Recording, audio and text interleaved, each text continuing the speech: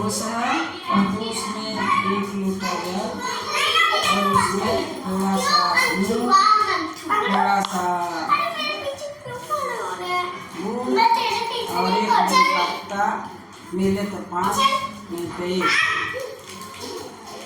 और सामने पत्ती डाल के और खरगोश का 15 दिन पर ही आता है खरगोश। अनाड़ी में भी आता है और जोरी में भी आता है, 15 दिन का आता है। तो 1 लोटा जल और उसमें 4 सेंध डाल के बेलपत्ता, दूध, मूंग और सामने डाल के भगवान को, शंकर भगवान को चढ़ाइए।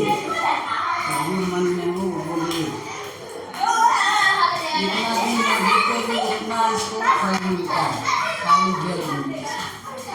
ओम नमः शिवाय, ओम नमः शिवाय, श्री शिवाय नमस्तुभ्यं, श्री शिवाय नमस्तुभ्यं, श्री शिवाय नमस्तुभ्यं, श्री शिवाय नमस्तुभ्यं।